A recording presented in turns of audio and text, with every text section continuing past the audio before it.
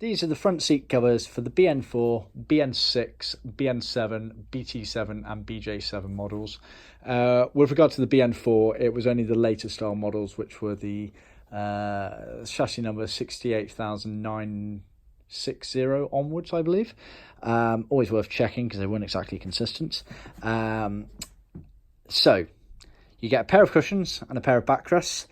Strictly speaking, they were leather faced originally when they left their factories, which means that basically the face parts that actually touch your body when you sit in them are leather, but the sort of backs of them were vinyl. These happen to be full leather. The customer over in America has specifically ordered full leather. This also happens to be the smooth natural style leather. You can see it hasn't got much of a grain on it at all. Depending on the colour, we can offer either smooth and or grained. Smooth is ever so slightly more expensive. Refer to the website for details. He's gone for a contrasting piping. This was actually, so this colour here is what we call ivory. And their piping is cherry red. Original colour combination, however, Healey would have mentioned it as grey. However, what Healey called grey and what most of the world calls grey was slightly different. This happens to be a customer interpretation of what he believes to be original. There's actually another two colours that we have commonly used in addition to this one, which I know for a fact were also Healey greys, because I have original samples here. So just always be mindful if you're looking for grey as per Austin Healey, always ask for samples because it can vary. But very nice colour combination, full leather, so not strictly original. If we start with the backrests, they are full leather, fully sewn. You've got the pleated panels here, all tuck and roll pleats. You can see by these little turnovers here into a 17mm foam. Piped round, contrasting piping on the inside and outside, which was original for a lot of the Healey range of this. Some of them would have just had the same colour piping going all the way around, but if they did contrast, it was inside and outside for that particular range of car, as specified before.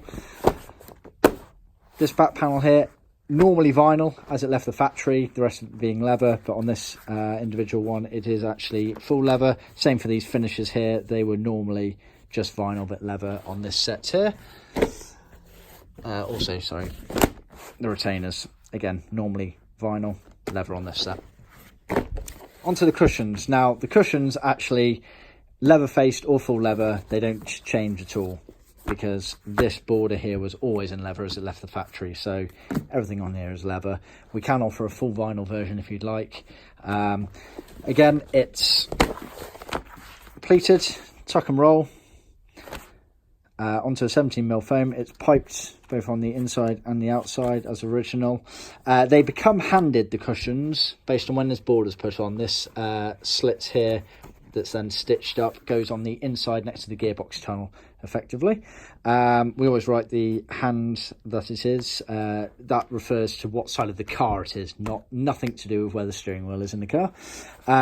You also get this extension area here where there's no foam on there. That effectively acts as the retainer, and you pull round and tuck to the foam and frame of the seat.